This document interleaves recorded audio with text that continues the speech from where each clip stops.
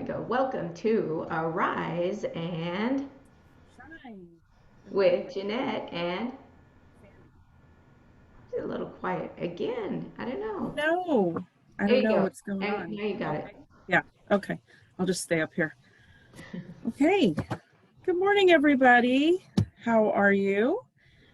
Well, here we are, and we are separate today, but we're one in spirit, Jeanette and I.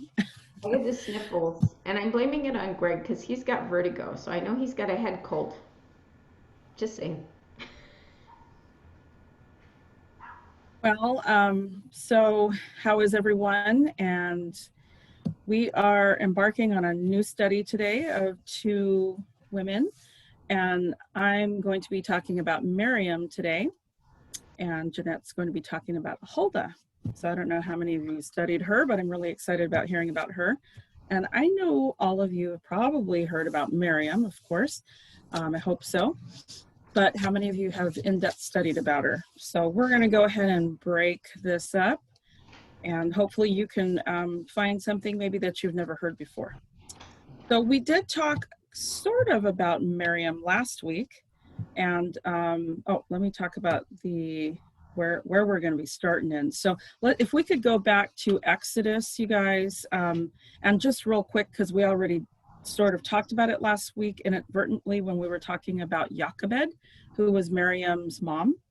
And so Miriam is also the older sister of Moses and also of Aaron. So just to give you an idea, and you can find her account mostly kind of actually everywhere, but the majority of the context of the story that she's in will be in the book of Exodus.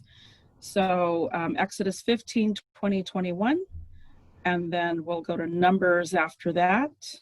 And then there's some references to her at other places in the Bible as well. But I kind of want to talk about where she is in prophecy, because she is, and this is something I've never heard before, in Micah 6:4. So I'm just going to read that to you guys really quick. It says, "For I brought you up from the land of Egypt. I redeemed you from the house of bondage, and I sent before you Moses, Aaron, and Miriam." So she actually was spoken about in prophecy from the prophet Micah. And that is really awesome and interesting because, so let me give you some character definitions of her and also actually who she was.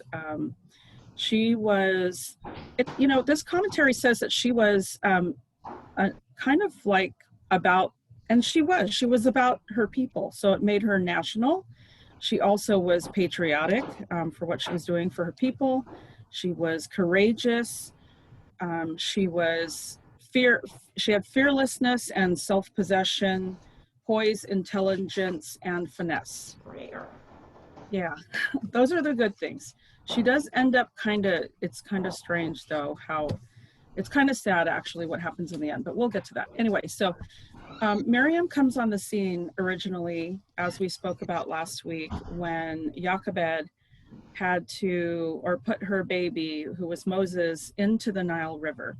Okay, so Miriam was I want to say, I'm going to say this week that she was an overseer for her brother. And if you think about it, you guys, you'll see later that she kind of always remains that's kind of like her place in a way, as overseer of her brother. And this early account of her and her brother Moses gives you a nice depiction of how she kind of is her entire life. So that's where her first courageous role and faithful role as well, watching her mother being faithful. I believe she learned how to be faithful as well during that time. So that, and we really, I know I said last week she was about 12. Then I heard in other commentaries she could have been like 8, 9, 10. So if you just think about that, she basically was several years older than Moses. And I'm not sure to Aaron where she was. But anyway, she later pops up again now.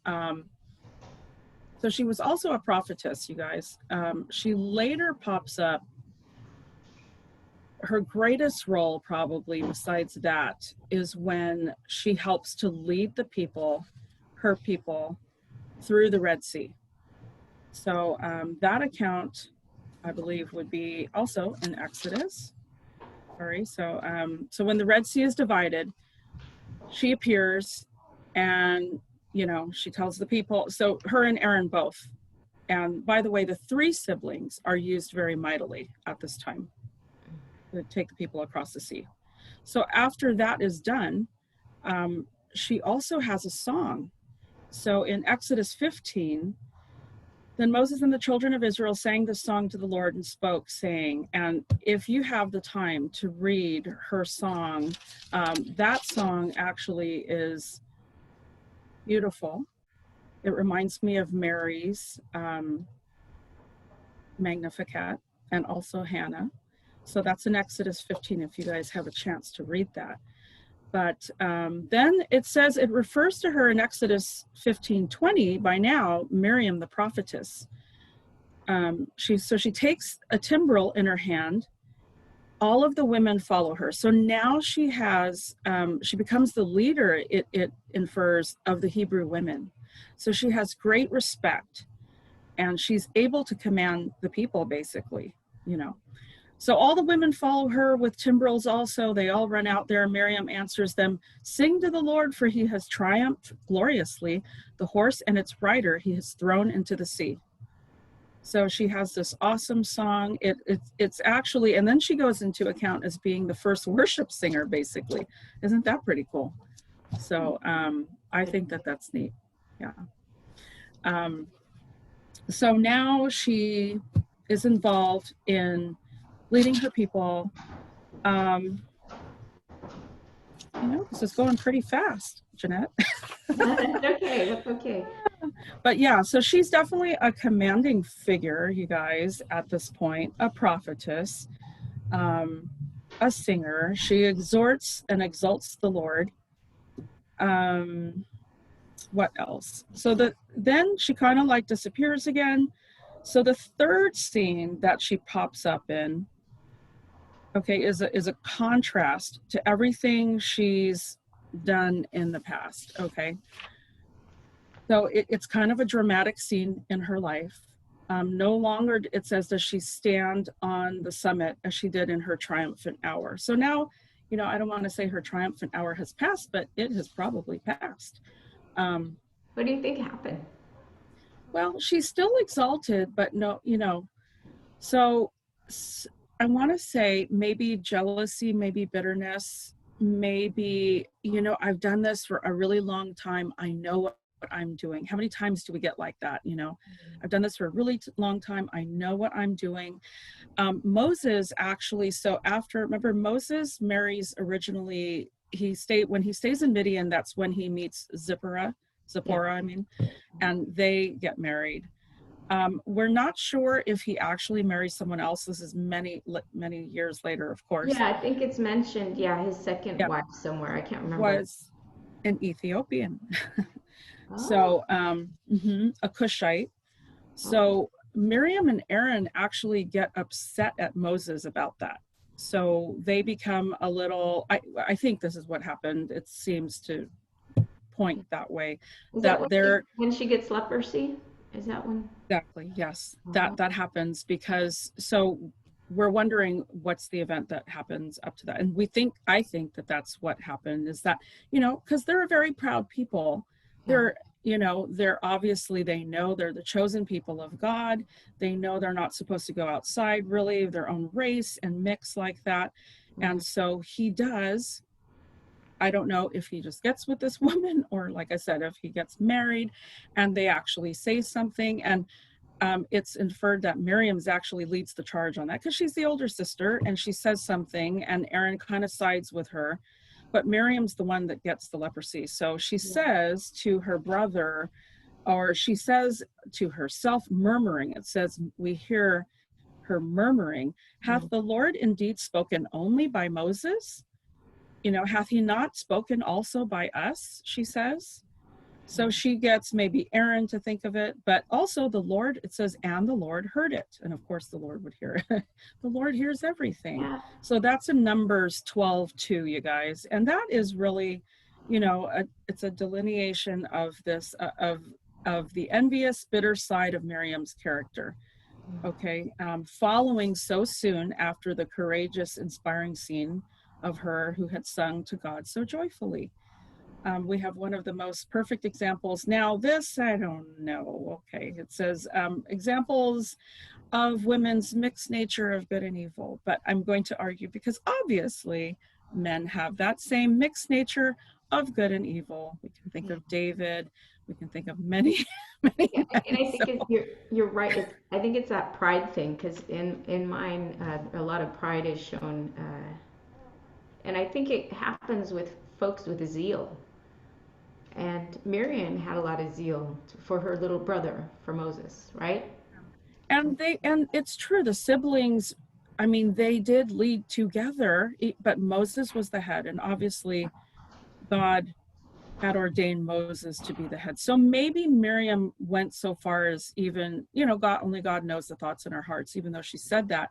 She may have thought, well, look, brother, if Moses wants to go off and do that, he might be spurned by God now. It's okay. We know how to do this. We got this. We can do this without him. So maybe if they said that in their hearts for even a split second, maybe God was like, no. And it also, because we think they also probably had equal, in a way, ability to, rally the people. And it does say that in here that she had great ability to do that. So it would have caused, this kind of poison to go through the camp of the people, possibly. And maybe God wanted to just, put that out. So anyway, God actually gets upset, shows up at the tabernacle of meeting, calls them and says, come out, you three. And he Ruh-roh. appears in the door. I know, I was like, oh, appears in the door of the tabernacle of meeting and basically says, I don't know what he says to them. Oh, that's terrible. I did not write that down, but he's upset at them. And basically, and I don't think, maybe, I'm not sure, maybe if Moses wasn't around, she would have stayed a leper, but maybe to prove a point to her. So he's so upset, he says what he says, and then he disappears. And when he leaves the camp, the tabernacle of meeting, she's found white with leprosy. And leprosy actually also is the plague of slander. Isn't that interesting? Because Moses got plagued with it himself earlier in the earlier accounts also. So the plague of slander. So she got that. And then Moses immediately, though, he has love for his sister, even though she's spoken against him or murmured against him. And he cries out to the Lord and he says, oh, Lord, lift this from her. And God does. He takes this from her. So that shows Moses's love, even though, and I think of like Joseph too. Joseph still had the love for his brothers, even though they did what they did. Yeah, they were going to kill him. They were going to kill Right. him. They were going to kill him. Sure. And I mean, for God to do that and strike her with leprosy after just one saying, you have to think like maybe it was more than what the accounts are here. Yeah. So very interesting. Because there are other accounts, and I really didn't know this, but there's the account of Josephus, which is the first century Jewish historian. And so even though some of his things did not make it into the Bible, that's how Jochebed and Amram knew possibly that Moses was going to grow up to be who he was. They had some kind of divine providence, and those accounts are in actually the historian's accounts, which would be Josephus. So that's interesting, and I kind of want to read that now. But yeah, anyway, that's the tale of Miriam. So you have a courageous woman, you have a woman who's wise, you have a strategic woman, you have a shrewd, little girl who she had finesse. She obviously knew how to rally the people. She was an exhortationist. She was a prophetess. And so it's kind of sad that she, I want to say went the other way. She blew it. She's human. She blew it. She got prideful. Yeah, again, God always seems to show that part of people that you're not just great and doing these awesome, wonderful things, because you do fall too. The pride always comes, right? Fall comes after the pride. So anyway, that was Miriam. I don't know how many minutes I took, Jeanette, but you did perfect because I'm timing us. And this for 15 minutes, and you've got 3 seconds left. 2, 1. That was Miriam, you guys. Hope you enjoyed that. So now on to Hulda. Yeah, and you know what went on with Marion, and that Marion, you blew it, and she kind of fades away, and then it's just Aaron and Moses. That's the difference with the Bible and with mythology, because when you read mythology, their heroes are always awesome, and even when they screw up, oh, but they're awesome. They don't show all these faults like the Bible does. If you want to see people screwing up, read the Bible. Read the Bible. Wow, right? That's so awesome, though, because that shows us how we don't need to be, we're not, and we don't have to be these perfect human beings, because I know we try to be perfect Christians sometimes, but we're just plagued by that inner man that we're stuck in. Yes, very much so. Very much so. Okay, Hulda. Now I'm sure you're like, who? Where's she? Because that's, yeah. When Sandy was like, oh, you want Hulda? And I'm like, who? Who's she? Where's she at? But I had just read 2 Kings, and I'm in Jeremiah right now. So I'm like, oh, wait, yeah. I kind of remember this little bitty thing about a Hulda. And poor sweet Hulda. So I'm Good going for to that give in you, the Bible. yeah. Her name, where's my 5 things? Her name means weasel. Oh, poor baby. So Why would a mother do that? I know, right? So she might not have been the most beautiful baby. She might have looked like a weasel or something, because Like he came, Moses, yeah, I don't know. right? Yeah, where Oh, Moses gets all the accolades, she gets called weasel. Poor sweetie. But yeah, it's not how you start, it's how you finish. And that's how our Miss Hulda really rocks it. And she, once again, one of the few prophetess in the Bible who are rise up at a time. She's got powerhouses like Zephaniah and Jeremiah around her. But who does God send? The high priest to counsel the king, but Huldah. That's why she's so special. God knew she was gonna, she knew her stuff, and she was gonna speak exactly what God wanted to say. And so and when these what guys, time was the sin, Jeanette? What was the okay, context of the times? so this was 2 Kings. The two kingdoms had split, and Israel had been taken away for quite a while. I want to say at least 70 years, maybe 100. So Israel is away, and it was just Judah. So the northern kingdom was gone. Uh, let's see what happened. Josiah was the king. Let's see, Manasseh came. Okay, so Hezekiah was, they said, good king. He didn't end well. What happened was he got sick, and the prophet came and said, hey, you're going to die. I believe it was Isaiah. And he cries, and he repents, and he says, God, I've followed your ways all my life. Can you give me more time? And God does. He hears his prayer, and he does. And the prophet comes in and goes, you've got 15 more years. In that time, he sires Manasseh. In that time, he gets prideful. Once again, prideful. So the Babylonians, they're coming into power, but he gets so prideful that they come in and they're like, oh, we heard you were sick. We wanted to bring you these gifts. They get well. And he shows them everything he has. He shows them all his gold. He shows them, probably how many men he has to fight. He shows off what he has, his power, his strength. And he loses sight of his connection with God.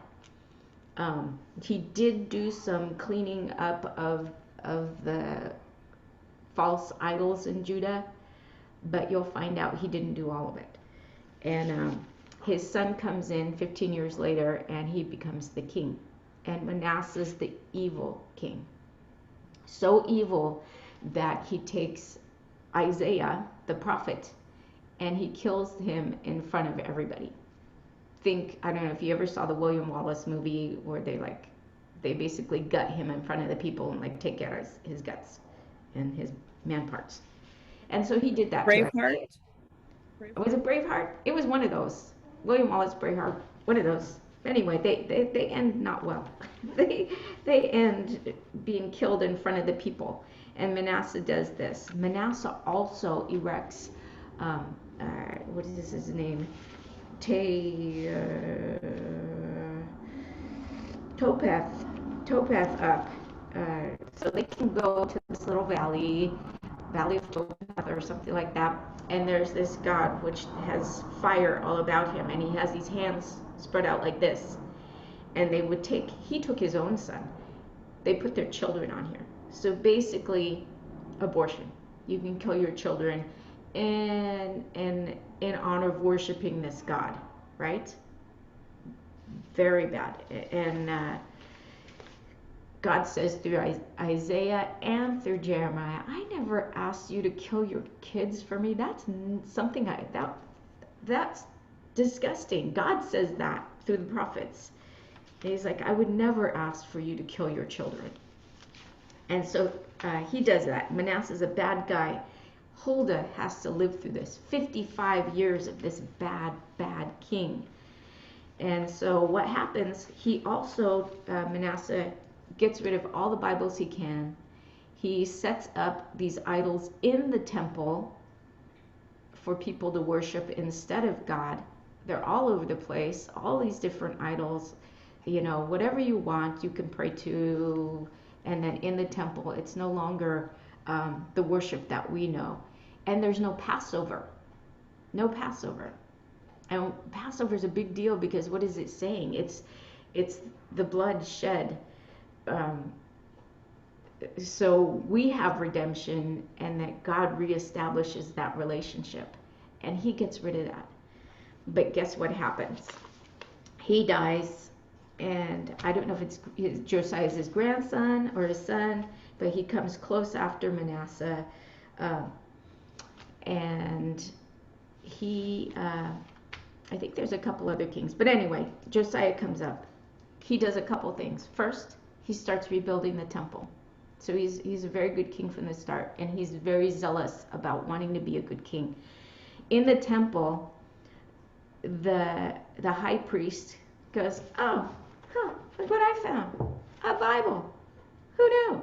And so they read it, and they're like, we're in trouble, because it says, God says, if you don't follow my ways and my commands, you're out of here. That's what happened to Israel. All right? So he takes it to the king, and the king's distraught. He's concerned. He's like, we need to know about this. And remember, Zephaniah and Jeremiah are around, but who do they go to? Huldah. They go to her. She is the wife of, and how do they know about her? She's the wife of the king's wardrobe. So the clothing. So she's known. She's a prophetess. How she escaped Manasseh, I don't know. Her husband's really good at clothing.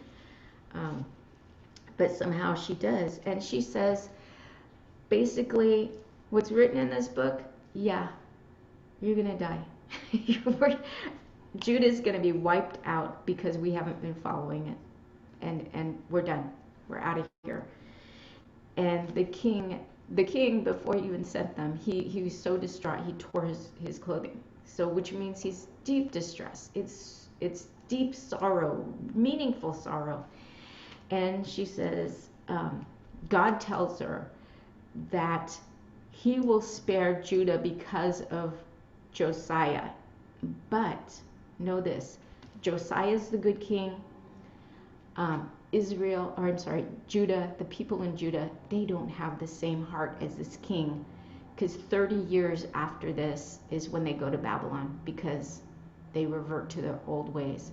But let me tell you, Huldah sends them back with the confirmation that this is going to happen, and we're going to be carried away. But because of Josiah, God's going to spare us a little longer.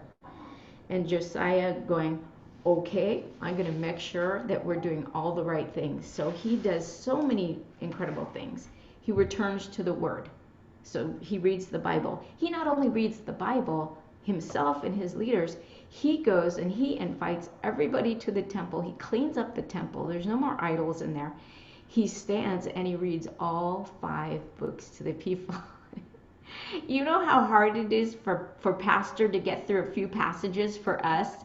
Can you imagine somebody reading all 5? They were there for a very long time, right? I Yep, have a quick question. sure. So who do you think it was that left that Bible in that temple? One of the priests had to hide it somewhere because it was under the dust. It was hidden. It was just in the boxes, and okay, we're not using this anymore. Put that away. And so when they were cleaning Divine up, providence, right? Right there. yes, yes. So somebody hid the Bible. It was found. Funny place to find a Bible in church. But you know what? There's some churches, right? Do they even crack their Bible? I don't know. I think they just say whatever they want, right? If it tickles your ears a little bit, then you're not getting that here. You're getting lots of Bible from Sandy and I. It even probably irritates you, right? Because that's how the Bible is. It's just it'll tear away the onion skins and get to the root of the problem. All right. Returns to the Word. Convicted of sin. Okay, so then he starts getting rid of all the stuff. The sin. So he restores a lot of things. So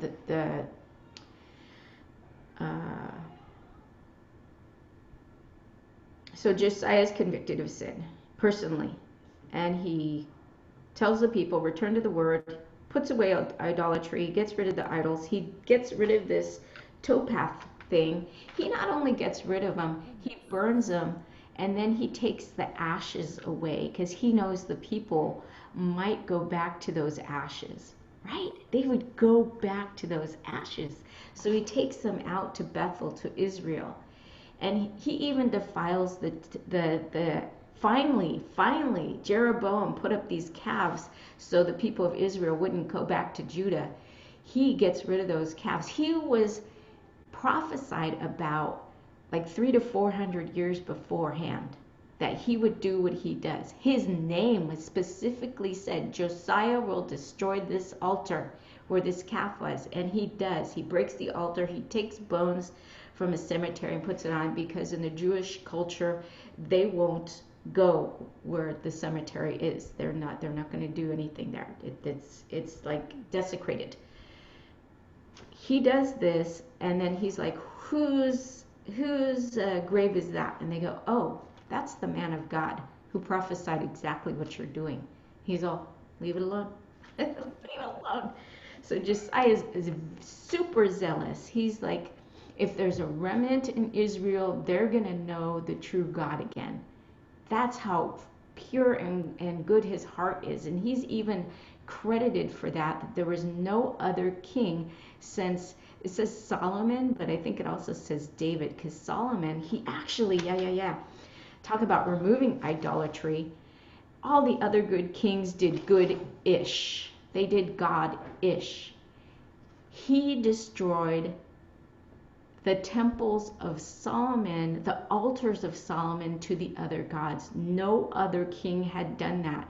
Solomon had erected these things, and no other king had destroyed them. He destroyed them. Pretty amazing. His wives, Yeah, Solomon's wives, yeah. yeah, all his different wives had all these different gods. So Solomon put up all these different altars, and I bet they were beautiful. But you know what? Josiah said, I don't care. These are going down. I want Judah to live. That was his heart. He felt true repentance, and he wanted the people to feel true repentance. He also went as far as he got rid of the prostitutes, both male and female. He also went in and cleaned house. No homosexuality. He kicked him out. He was super zealous. He's like, we're following God's ways because look at what this said, look what these 5 books say. And anywhere where there's homosexuality, trouble is going to come.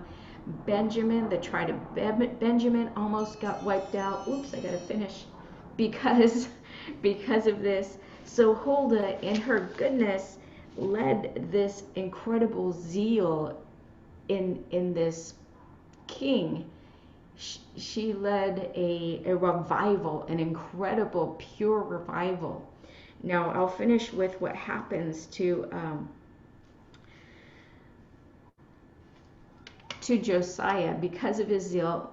Kind of like Miriam, King Necho is on his way to Assyria because he's got a battle with the king. And Josiah, in his zeal, is like, hey man, you're passing through our country, not supposed to be. This is Jeanette version.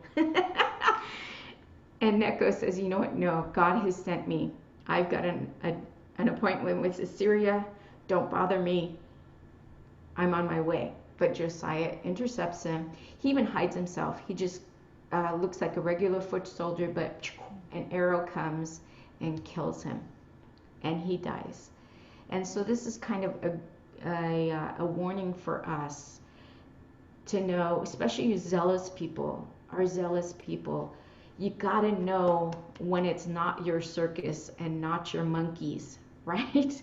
We get so fired up, and you know, I'm, you know, fingers pointing at me. I get so fired up, I want to go, ah. But wait a minute, is that where I'm supposed to be? What does God say? He didn't consult God on that one. He just went and did because he's a zealous guy. And once again, we've got to really rely on God. We've got to constantly ask God, where am I supposed to be? Is this where I'm supposed to be, or is this somebody else's circus? And for them, their circus, their monkeys.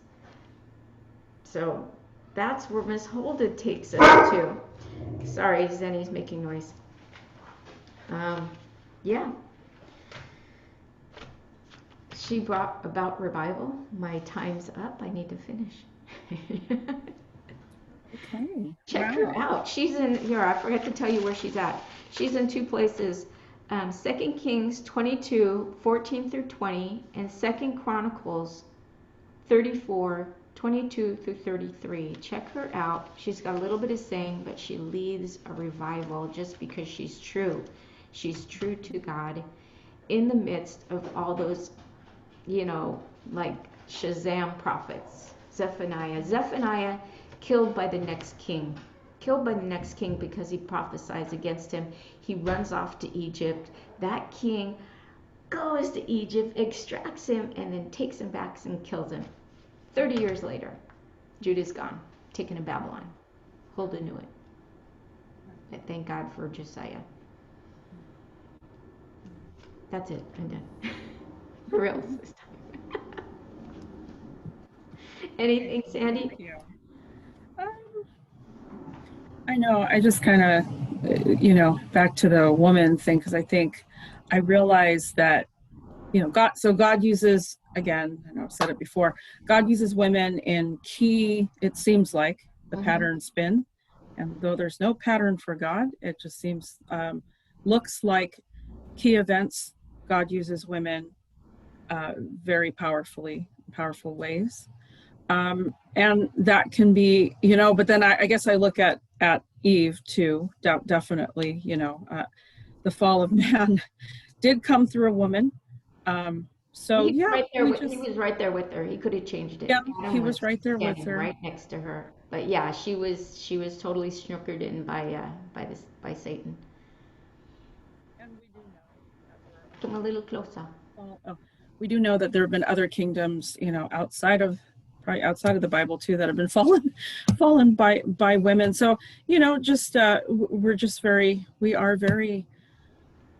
we have lots of good qualities, lots of good aspects, and it's just about, yes, like what Jeanette said, you know, listening to God, being obedient to God. Is this what God's calling you to do?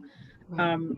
And I think just always being in prayer about your purpose in life, and always trying to listen to God, and not, I know as women, we always try to like assume stuff, you know, and I don't, it's not that I don't think men do that, but I just, you know, sometimes we think we just always know the answers to things. So it's just, and I know that it's really hard for me, you know, because Yeah. we just get the certain amount of knowledge about something. And I think as women, we do want to think, but I know better, honey. Yeah. Haven't I been doing But this the whole time? I know. Just like Mary. Yeah. And just, I hate to say that, but not forgetting our role as helpers, as coming up alongside, as being a helpmate of our men, Yeah. and Part not of a trying to, team. yeah, being part of a team. Yeah, Yeah. not trying to trump them. Right. So that, and that for Miriam, you know, obviously maybe perhaps she was trying to do that to Moses. So anyway, Yeah. just a food for thought. Mm-hmm. All Anyway, right. hope you all enjoyed this. Yeah. Yes. And see you on So Thursday. yeah, we'll see you Thursday at occc.church, and be there or be square. Have a All right. great week. Okay. And boop.